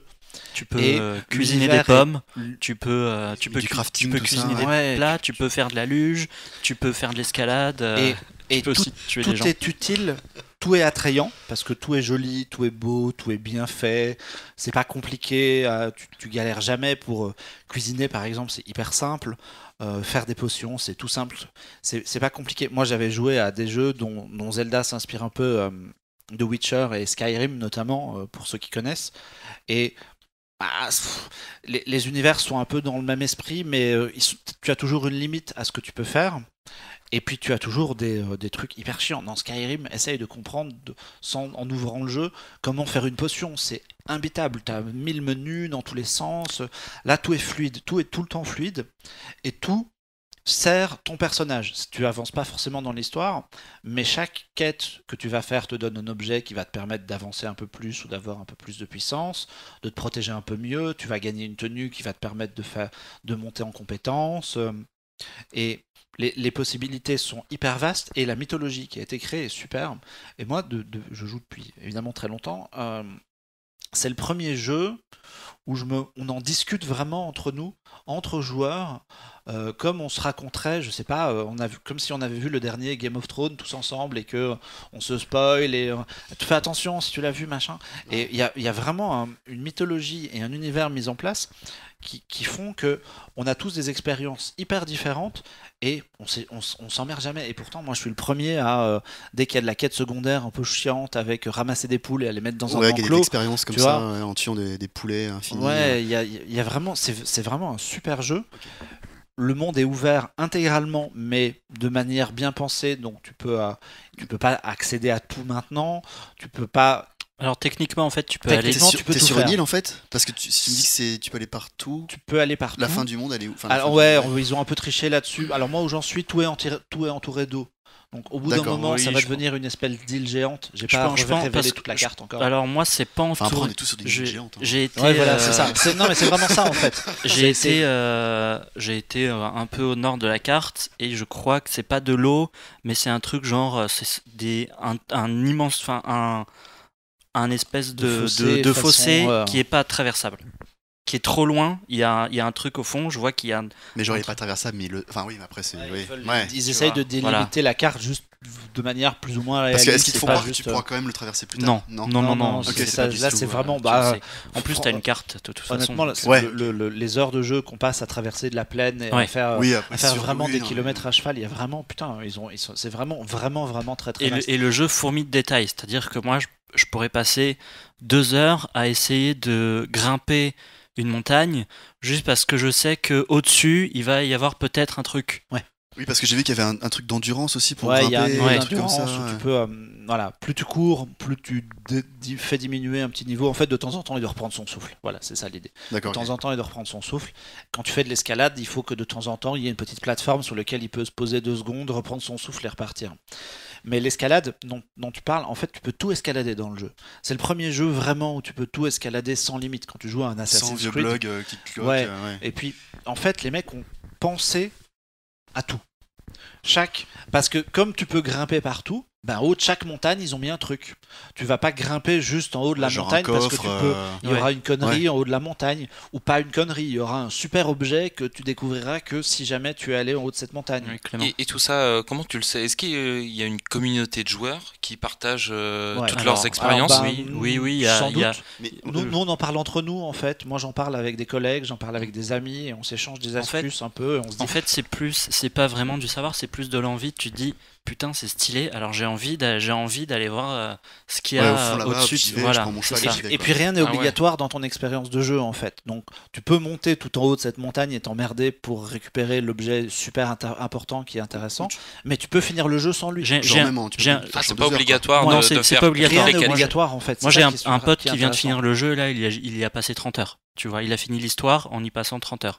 En fait, techniquement, au bout de 2 heures de jeu, tu peux déjà aller dans le château de Ganon. Alors tu te fais défoncer direct, donc ça n'a aucun tu intérêt. meurs à l'entrée quoi, Mais sur le pas de la porte. voilà, techniquement tu peux. Donc oui, au bout de 30 heures de jeu, tu peux le faire. Mais l'expérience est telle, enfin moi je trouve ça extrêmement immersif, et l'expérience est telle que tu as juste envie de te balader, tu découvres un nouveau monde. Je trouve ça assez impressionnant.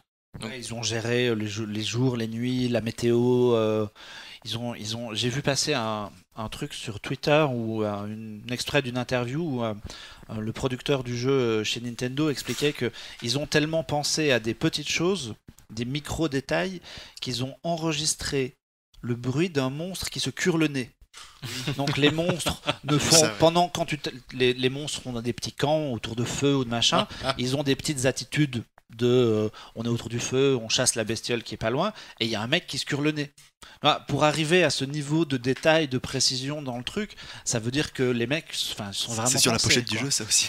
Ouais, c'est ça. C'est pour ça qu'ils ont mis 4 ans pour le faire. Alors, ils ont vraiment voulu faire les choses bien. Ouais, ils ont Pour, vraiment pour- voulu pour le faire coup, les ils l'ont choses bien fait. C'est et pas du tout à la Assassin's Creed par-dessus la jambe. Moi, j'ai eu aucun bug. Le jeu est nickel. J'ai eu une petite mise à jour à installer quand j'ai allumé ma console. Bon, Oui, ça c'est classique Rien de- maintenant. voilà, tous les jeux le font, ouais. truc extrêmement classique. Il y a des petits trucs des petits trucs nouveaux qui moi m'ont un peu déstabilisé. Il n'y a pas de palais. Donc moi ça m'a un peu déstabilisé en Qu'est-ce tant que c'est que joueur les de palais Zelda. pour En fait, ceux quand- qui n'ont jamais joué?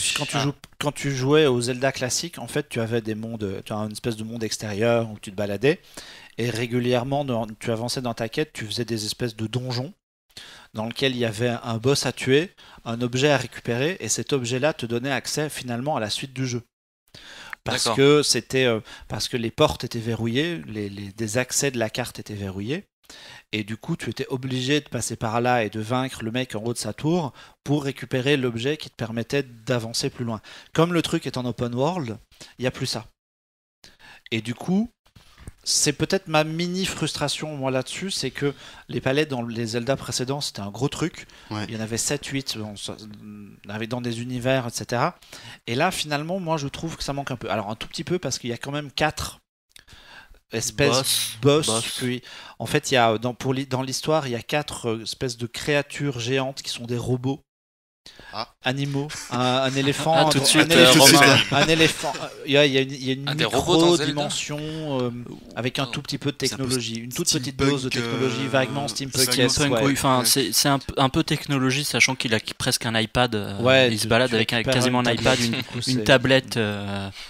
Et du coup, il y a ces 4 trucs-là qui, eux, sont obligatoires d'être faits parce que eux, tu as besoin de faire des choses avec ces 4 créatures qui sont du coup 4 palais mais c'est plus court, il y a moins d'ennemis, c'est vraiment différent du jeu qu'on a. Et du coup, on passe énormément de temps à l'extérieur alors que finalement, d'un Zelda à l'autre, le principe c'était quand même d'aller d'un palais à un palais. T'allais d'un palais à un autre, tu faisais ton boss et l'intérêt c'était d'aller au palais suivant. Là, il n'y a plus cette notion-là et c'est un petit peu déstabilisant. Juste, moi, je voulais aussi revenir sur la Switch. J'avais pas du tout été convaincu par la Wii. Bon, c'était un peu rigolo, c'était quand même une belle avancée technologique, mais bon, je trouvais que niveau jeu, ça suivait pas spécialement. Bon, la Switch, en même temps, vous me direz, pour l'instant, Là, avec pour Zelda, le coup, ouais. il y a que Zelda qui est sorti et 2-3 autres trucs. Mais peut-être que c'est assez du coup, s'il est excellent ce jeu. Pour le coup, c'est surtout qu'il est très très long. Donc du coup, moi, je pense que je vais au moins jouer à Zelda jusqu'à Mario Kart, si pas après, parce qu'il y a Mario Kart qui sort en avril, le 8. D'accord. Et je trouve que la Switch, pour le coup, Nintendo a vraiment réussi son pari. Je trouve que c'est une console qui est pas loin d'être exceptionnelle. La prise en main est extrêmement intuitive. Je l'ai filé ce week-end à mon père et il a compris tout de suite comment ça marchait. Que mon père, autant dire que la dernière console qu'il a eu en main, c'était un Game Boy. Et surtout, ce concept de je la pose, je le vois sur ma télé et ensuite, eh ben, j'ai Tu vas au plus. WC et puis Voilà. Je l'ai pas dit, j'ai dit dans mon Tu lit, sais mais plus bon. où tu l'as mis ensuite. Voilà, donc je peux. Tu joues sur ta télé ou sur ton projecteur et puis tu la soulèves et ça, tu bascules instantanément et tu peux aller aux toilettes avec quoi, Voilà. ou dans ta baignoire avec et continuer ta partie. sans t'arrêter. Là, moi, je sais que dans 2 jours, je vais prendre l'avion. Je prends un Switch avec moi. Alors, il y a le seul petit bémol, c'est qu'il y a une autonomie de 3 heures. D'accord, ok. Donc, je viens avec un chargeur de batterie externe. Ouais, tous les bons et possesseurs et un d'iPhone câble, connaissent ces voilà. galères de téléphone et ont tous une Voilà. grosse batterie à côté. Donc de toute façon, Voilà. les Nécessaire. gens sont Donc déjà c'est équipés. quelque chose qui est faisable et moi je trouve que c'est une expérience assez hallucinante et niveau graphique on perd pas du tout de qualité entre la télé et la tablette.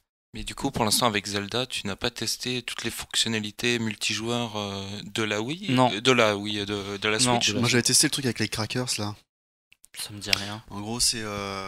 Tu joues deux. Je vais dire des biscuits là. On Ouais, dirait des une espèce de biscuits où tu peux manger l'autre. Ouais. Et en gros, tu peux donner des formes donc du coup à l'autre joueur. Et l'autre joueur peut aller activer un bouton qui se trouve dans un mur, etc. Ça me dit rien du tout. C'est hyper rapide. Alors, Ça faisait partie de la petite compilation 1-2 Switch qui est sortie en même temps que la console, peut-être. je suis pas C'est sûr aussi du ce tout. truc-là où on peut traire des vaches. On peut faire Oui, ça. mais ça venait pas de ça. C'était ça vraiment venait un pas jeu à part. Ouais. Je sais Donc plus exactement. non, j'ai pas tout testé. Après je verrai avec Mario Kart ce qu'on peut faire parce qu'en plus là il y a officiellement les 2 manettes qui sont autour de l'écran, elles peuvent enfin c'est une manette main gauche, oui, une oui. manette main droite. T'as les touches Je peux les- LR je au-dessus. peux les mettre et puis elle devient à autonome, l'horizontale en fait. Ouais. et ça devient une petite manette. On C'est pourrait jouer à dingue. 2. Et les 2 manettes, elles marchent aussi en mode TV. Oui, tout Ouais. à fait. Je peux. Il y a un- Alors je les enlève et j'en ai une dans chaque main. Je peux les mettre sur un pad si je Comme veux. de Wiimote. Comme de Wiimote, ouais. Ouais. Ah, c'était vraiment une super C'est une super console pour moi. Ouais, Je c'est un trouve super que hardware, ouais, pour le je trouve coup, que Nintendo a vraiment réussi à Après, sortir les de, jeux, bon, ouais. déjà la Wii U. Ben, ça n'avait vraiment aucun intérêt. Je sais pas si toi t'y joues. Moi, j'ai acheté une Wii U pour jouer à Zelda un peu, donc c'est pas vrai. J'ai un peu triché là-dessus. Moi j'ai bien Et aimé, je moi. fais des petits jeux. Moi, Disons que la le manette, concept t'as de quand même eu la basculer, PS4 le qui est concept de sortie, basculer quoi. sur la J'ai tablette quand tu restes chez toi, je trouve ça un peu limité. Moi, ce qui m'intéresse, c'est le côté vraiment nomade, quoi. Ah oui, d'accord. Non, moi tu c'était vois, pour Bayonetta 2, donc. Oui, voilà. C'est pour moi, T'es après, pour exclu. des petites choses, voilà. Moi, je suis après sur la Coûte Wii U, combien la j'étais console 300. C'est 300. 300 euros, non? Je crois que c'est Un ouais, peu elle se plus. trouve entre Ouais. 300 et 350 euros Donc- la console sans rien et Zelda à prix plein c'est 65 euros. Donc pour une nouvelle console, on va dire, je crois que la PS4 doit être à ce prix-là maintenant. Ouais, si tu veux te lancer, dans c'est- ces alentours-là. Si Ils les, sont gens, alignés. si les gens veulent se lancer, c'est un petit 400 balles pour démarrer. Et pour le coup, c'est une vraie console qui est familiale. Vous pourrez faire jouer Par contre, vos les jeux sont enfants. hyper chers, non? J'ai entendu dire. Enfin, j'ai des potes qui sont pleins de ça. Alors moi j'ai vu sur le eShop, Hyper cher. Zelda est à 49€. Ouais, c'est 50-60 balles. Enfin, c'est un jeu, C'est un jeu. c'est un tarif tu vois, PlayStation. Je où, trouve pas ça excessif. non, pour les joueurs PC, c'est vraiment trop C'est vrai cher. que parce bah, pour voilà, le coup, quand oui, tu je sais joues pas, sur PC, je suis plus c'est- PC que console. Du Mais coup, sur un jeu PlayStation plein pot qui sort, sur le qui vient de store, sortir, c'est 70 60 balles. €, Hein. ouais. Donc on reste dans les tarifs. Non, voilà, Zelda Breath of the Wild, qui sera peut-être hyper bien. qui sera peut-être un tournant. Beaucoup de gens y voient un tournant quand même dans l'histoire du jeu dans le vidéo jeu parce que d'aventure, ouais. ils ont vraiment ouvert dépassé des limites. Les gens il y avait tous les jeux précédents avaient des limites. Là, il y a vraiment des possibilités et c'est très probable qu'on voit surgir des clones ou que des gens piquent des idées Ben, ou que Le prochain Mario, c'est un monde ouvert aussi, non? le prochain Mario est un monde ouvert. On n'en sait pas, Ah oui, pas oui. grand chose, mais ça sort à la fin de l'année. Il y a un monde ouvert. Moi, ça me faisait penser quand je vois que Zelda, ils ont piqué des idées à Assassin's Creed puisqu'il faut grimper en haut de tour pour récupérer des bouts de cartes. C'était pareil dans Assassin's Creed et moi je suis sûr que les mecs chez Ubisoft là ils prennent des notes à mort se dire Non, mais c'est bon, sûr, c'est sûr. Comment- maintenant nous comment on va faire faire un bon jeu, Assassin's Creed Comment à faire la un jeu Zelda, non quoi. répétitif Parce que ça va tourner dans tous les sens. Bref, c'est vrai c'est très très très bien et c'est chaudement recommandé et on va conclure en musique, Clément. Alors avec un groupe qui vient d'Angleterre, c'est The XX. Donc The XX, c'est trois musiciens, Romy, Jamie XX et Oliver. Et en Comme fait, le cuisinier, Jamie Oliver. Hey, j'ai pas la référence. Voilà, merci. Mettre un petit jingle de la blague de Michel Denisot. C'est clair. Voilà, c'est bon, tu peux t'y remettre. Ouais, et en fait, ils ont commencé leur carrière en 2011 et ils ont pour l'instant 3 albums à leur actif. Ouais. Donc le troisième vient de sortir, il est sorti en janvier. Et là en ce moment ils sont en tournée. Donc moi j'ai pu avoir la chance de les voir à Paris Ils en sont passés février. Ils sont passés à Paris à la Villette et aussi à Strasbourg À la Villette, à ouais, la Cité de la au Musique. Zénith. Ah, au Zénith. Au Ok. Zénith. Donc, et pourquoi j'en parle? Parce qu'en fait, c'est la tête d'affiche avec PJ Harvey de Rock en scène Ok. 2017, donc qui se tiendra le 25, 26 et 27 août. Ok. Et donc, The XX ont sorti leur troisième album qui est un peu différent des deux premiers. En fait, The XX, c'est beaucoup de basse. Donc, c'est un DJ donc, qui est Jamie XX qui avait fait un album solo il y a 1 an ou 2 ans. Et deux vocalistes qui sont aussi guitaristes et bassistes. Et c'est bon, pour être un peu caricatural, c'est un peu boum boum boum quoi. Beaucoup de basses et pas vraiment d'envolée, c'est très carré et les 2 premiers albums étaient vraiment comme ça. Et là avec leur troisième album qui s'appelle I See You, c'est beaucoup plus aérien, c'est plus solaire. Je dirais que The XX c'est un petit peu un groupe adolescent dans les thèmes qu'ils abordent et dans leur look, ça fait un petit peu emo façon The Cure ou, mais post-rock de ces années-là.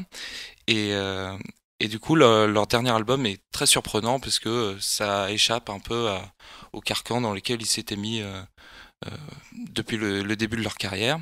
Et pour les voir en concert, c'est aussi très intelligent comment ils ont fait leur représentation scénique, parce qu'ils sont avec un DJ donc qui est en fond, ils sont très stoïques, ils peuvent pas se permettre d'aller dans tous les sens comme un vrai groupe de rock quoi. Et donc pour cela, ils ont mis sur une scène, ils sont dans une sorte de cube en verre, et ce cube est malléable, c'est-à-dire que les murs se déplacent et le plafond aussi. Ok. Donc c'est assez difficile à décrire à l'audio. Donc il y a plein de vidéos de leurs concerts de 2017 qui sont déjà sortis sur YouTube. Donc je vous invite à y jeter un coup d'œil. Et donc c'était très prenant et finalement beaucoup plus disons animé que ce que je pensais, parce que on pourrait prendre ça un petit peu pour de la musique ambiante qu'on met Un en peu. fond de soirée quoi. À la Explosions in the Sky un petit peu, je sais pas si tu connais ce groupe, mais Non, je connais pas. Ok. Mais Tant pis. Mais bon, j'écouterai, j'imagine. La galère. Mais c'est pas des musiques très énergiques, c'est des musiques très posées et qu'on met en fond de soirée et comme ça en fait. Ouais. Et c'est pas très pop.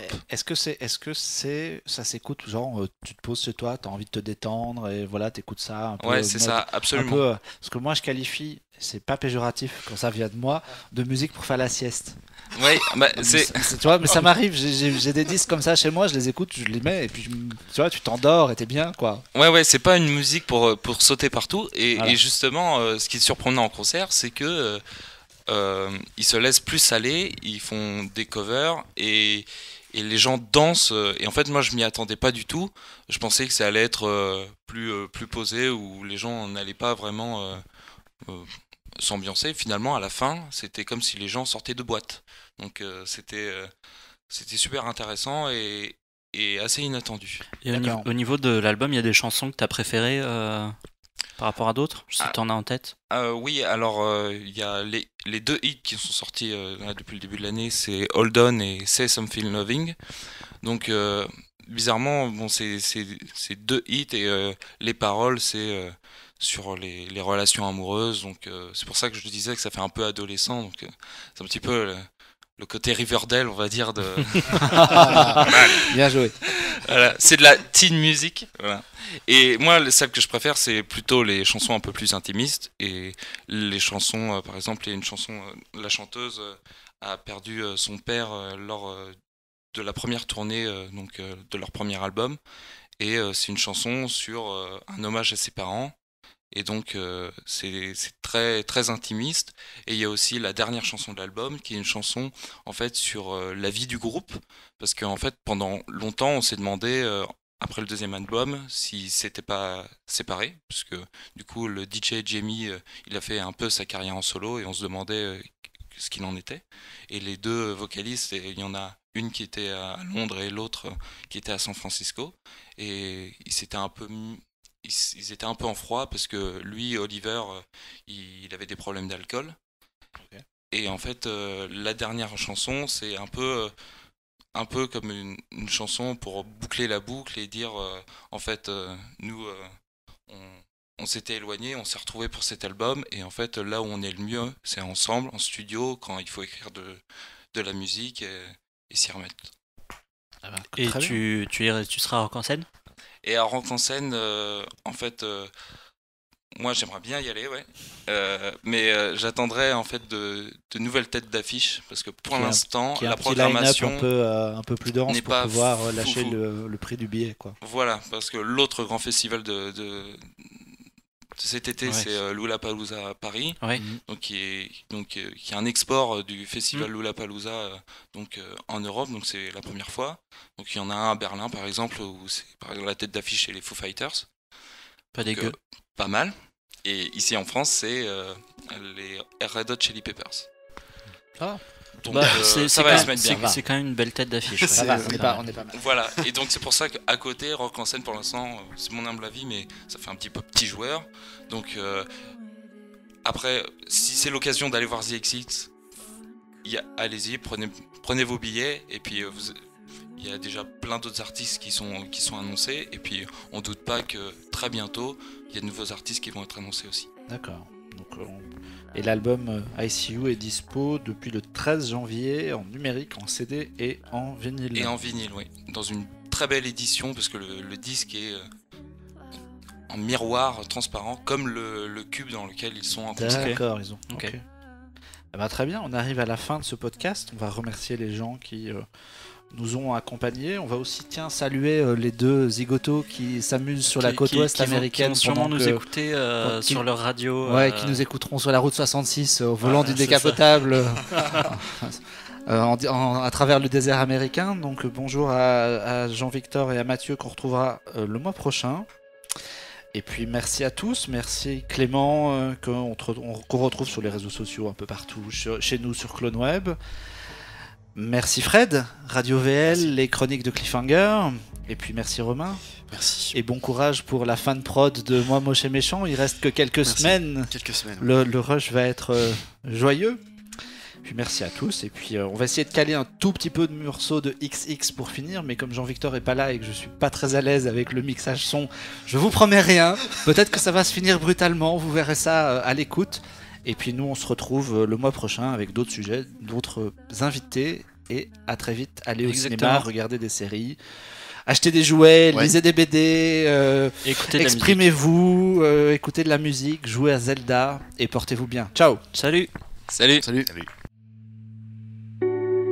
And with words unspoken, a silent devotion, I know you know what I mean.